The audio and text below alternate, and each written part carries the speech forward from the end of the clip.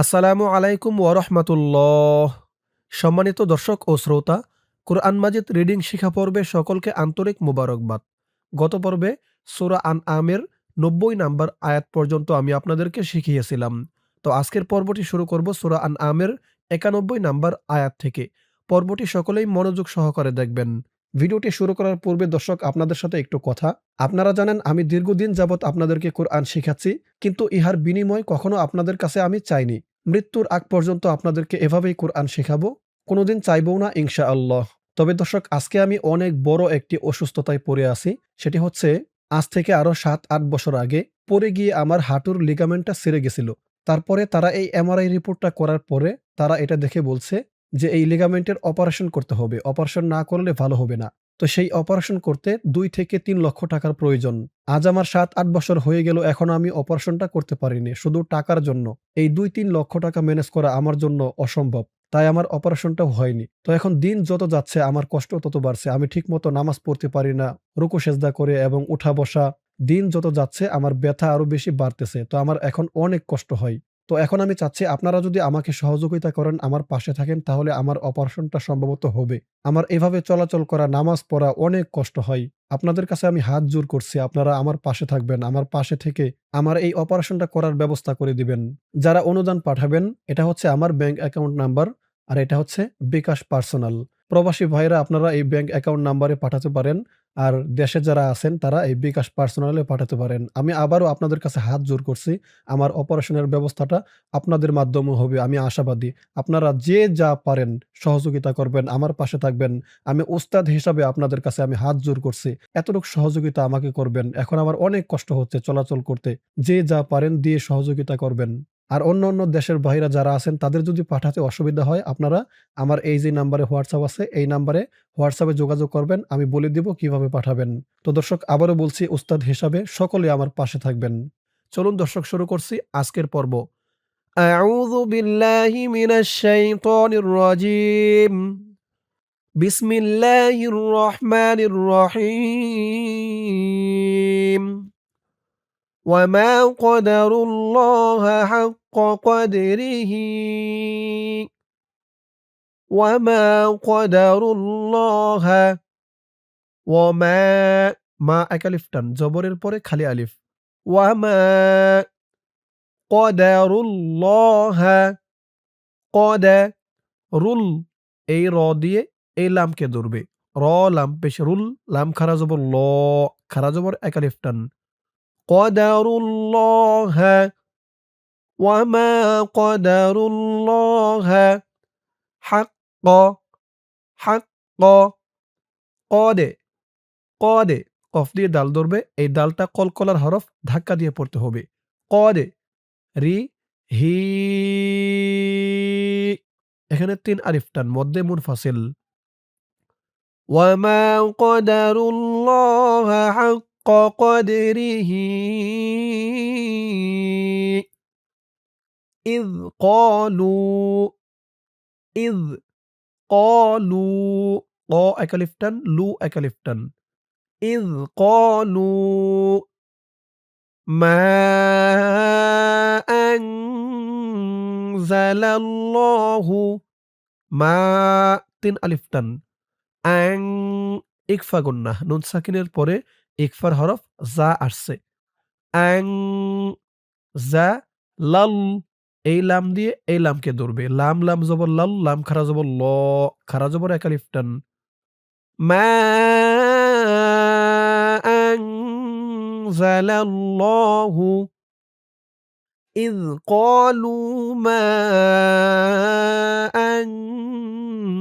আনজালাল্লাহু ওয়ামা কদারুল্লাহা হাক্কা কদরিহি ইয ক্বালু মা আনজালাল্লাহু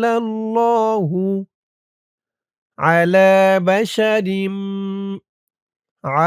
লা, লা এক আলিফ টান, খারা জবর। আলা বাশারিম। বাশারিম, র দিয়ে এই মিমকে ধরবে, ইদগামে বা গুন্নাহ, গুন্নাহ হবে। আলা বাশারিম মিং। মিং, এখানে আবার ইকফা গুন্নাহ। নুন সাকিনের পরে পরের লাইনে দেখুন ইকফার হরফ শিন। আলা বাশারিম মিন শাই শাই হামজার নিচে ২ জের তানবিন সাকিন হয়ে যাবে। এক আলিফ টান হবে মধ্যে লিন। আলা বাশারিম মিন শাই قدروا حق قدره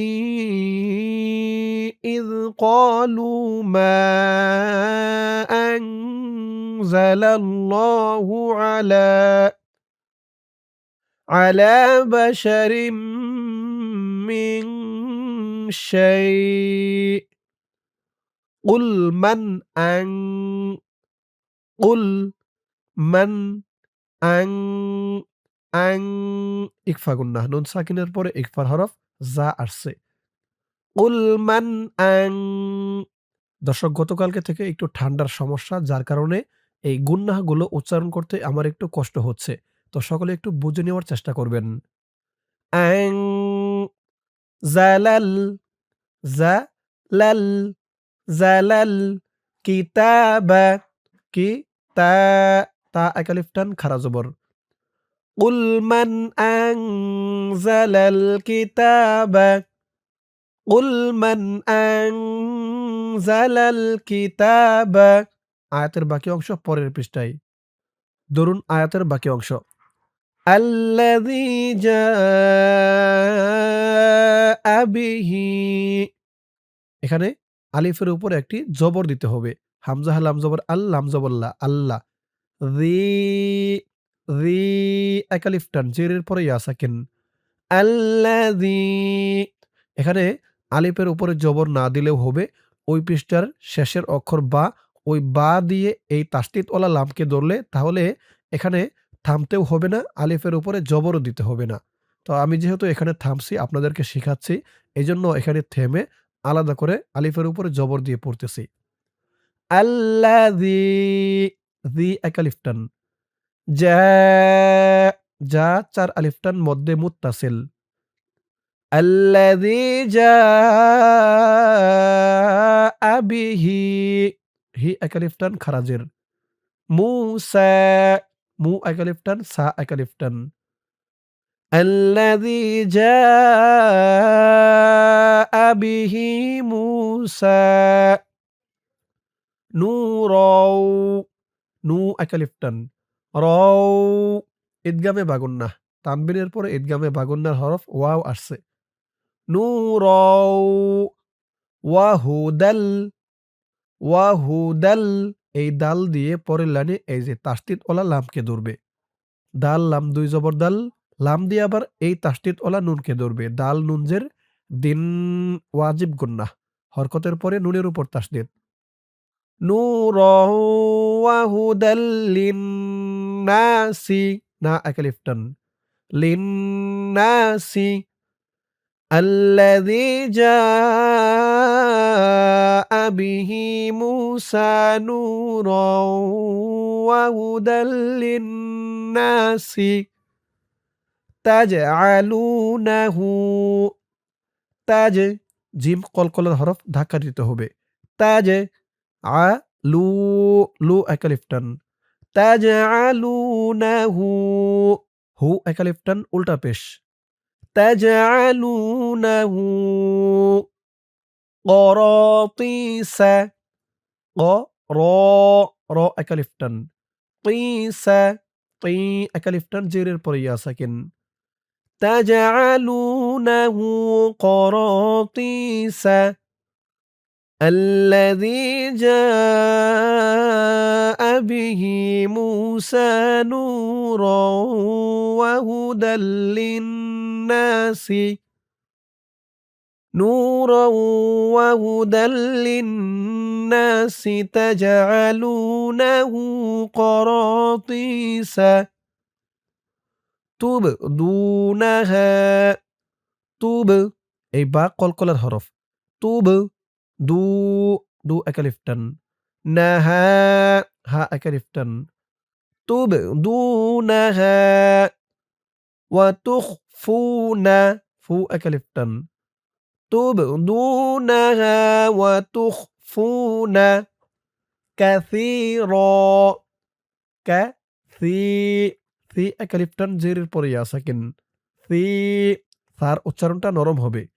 কাসীরা এই জিম চিহ্নতে অক্ফ করার কারণে র উপরে ২ জবর থেকে ১ জবর রিমুভ হয়ে গেছে। ১ জবর দিয়ে পাশে খালি আলিফ ধরে ১ আলিফ টান দিয়ে পড়া হয়েছে। মধ্যে এওয়াজ। কাসীরা ওয়া তুখফুনা কাসীরা। এখান থেকে আমার সাথে বলুন الذي جاء به موسى نورا وهدى للناس تجعلونه قراطيس تبدونها وتخفون كثيرا وعلمتم তুম তা দিয়ে এই মিমকে না ধরে পরের লাইনে এই যে তাসদিদ ওয়ালা এই মিমকে ধরবে। এখানে গুন্না হবে। ইদগামে শাফাঈ। তুম মা লাম মা এক আলিফ টান। মা লাম তা'লামু মু ৩ আলিফ টান মধ্যে মুনফাসিল। তুম মা লাম তা'লামু আনতুম আন ইখফা গুন্নাহ। আনতুম ওয়ালা লা ৩ আলিফ টান মধ্যে মুনফাসিল। আবা এক আলিফ টান বা ৪ আলিফ টান। ওয়ালা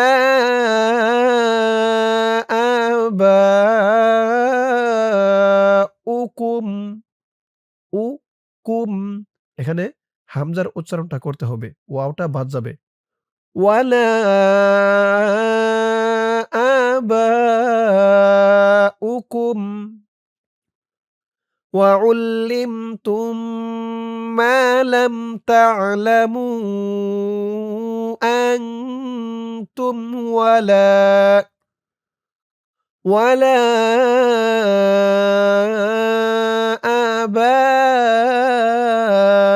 آباؤكم قل الله লিল এই লাম দিয়ে এই লামকে ধরবে। লাম লাম জেরলি লাম খারা জবর লা। কুলিল্লাহু সুম্মা সুম ওয়াজিব গুন্নাহ। সুম্মা যারহুম যারহুম ফি ফি এক আলিফ টান। কুলিল্লাহু সুম্মা যারহুম ফি খাউদিহিম খাউদিহিম ইয়ালআবুন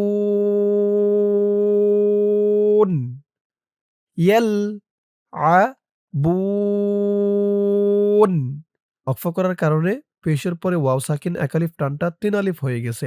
মধ্যে আরজি।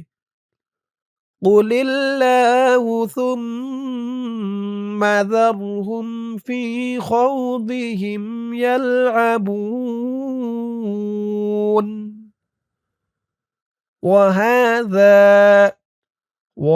হা হা এক আলিফ টান। যা এক আলিফ টান। জালের উচ্চারণ নরম হবে। ওয়াহাযা কিতাবুন কি তা তা এক আলিফ টান। কিতাবুন আনজালনাহু আন ইকফা গুন্নাহ। وهذا كتاب أنزلناه مبارك মু বা বা এক আলিফ টান। মুবারাকুম কাফ দিয়ে এই তাসদিদ ওয়ালা মিমকে ধরবে। ইদগামে বা গুন্না হবে। কাফ মিম ২ পেশ কুম মুবারাকুম মুসাদ্দি মুসাদ্দি কুল্লাযী কুল্লাযী যী এক আলিফ টান। মুবারাকুম মুসাদ্দিকুল্লাযী বাইনা ইয়াদাইহি বাইনা ইয়াদাইহি وهذا كتاب أنزلناه مبارك مصدق الذي بين يديه ولتنذر ولتن تن إكفا كنا ولتنذر القرى ওয়াজিব গুন্নাহ। মাল মিম দিয়ে এলামকে ধরবে। উম্মাল কুরা র একালিফ টান। ওয়ালিতুনযির উম্মাল কুরা ওয়ামান হাওলাহা ওয়ামান হাওলাহা হা একালিফ টান। ولتنذر القرى ومن حولها এখান থেকে আমার সাথে বলুন وهذا كتاب أنزلناه مبارك مصدق الذي بين يديه ولتنذر القرى ومن حولها والذين ذي أكلفتن والذين يؤمنون والذين يؤمنون بالآخرة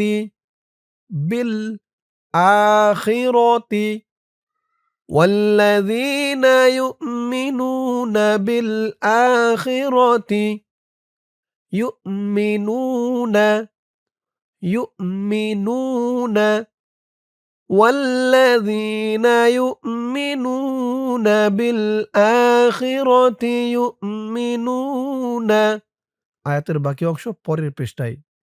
ধরুন আয়াতের বাকি অংশ বিহি ওয়াহুম বিহি খারাজের একালিফ টান বিহি ওয়াহুম আলা সলাতিহিম আলা লা একালিফ টান সলাতিহিম সলা লা একালিফ টান বিহি ওয়াহুম আলা সলাতিহিম يحافظون